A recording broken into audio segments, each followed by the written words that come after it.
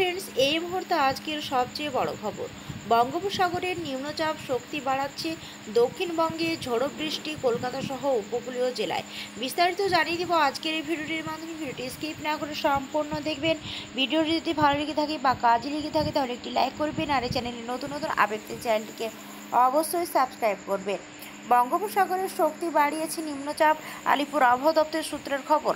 আগামী কয়েক ঘন্টার মধ্যে কলকাতা, হাওড়া, হুগলি, পূর্ব মেদিনীপুর, উত্তর ও দক্ষিণ চব্বিশ পরগনা সহ দক্ষিণবঙ্গের উপকূলীয় জেলাগুলিতে দফায় দফায় ঝড়ো বৃষ্টির সম্ভাবনা রয়েছে। অন্যদিকে উত্তর সমুদ্রের কথা মাথায় রেখে মৎস্যজীবীদের ও শুক্রবার পর্যন্ত উত্তর বঙ্গোপসাগরে মাছ ধরতে নিষেধাজ্ঞা করা হয়েছে।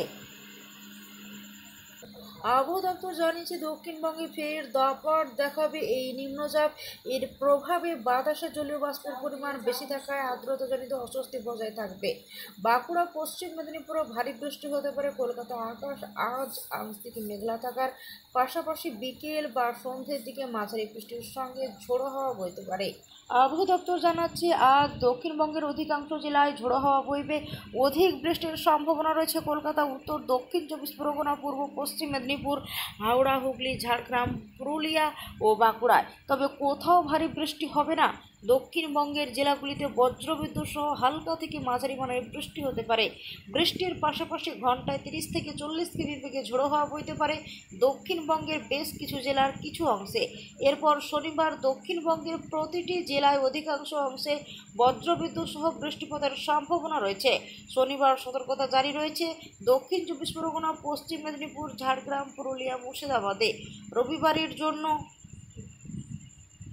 হলুদ সতর্কতা জারি করা হয়েছে দক্ষিণ চব্বিশ পরগনা, পূর্ব মেদিনীপুরে।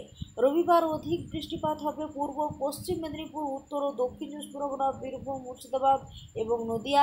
আগামী বুধবার পর্যন্ত দক্ষিণবঙ্গের জেলাগুলিতে হালকা মাঝারি বৃষ্টির সম্ভাবনা রয়েছে।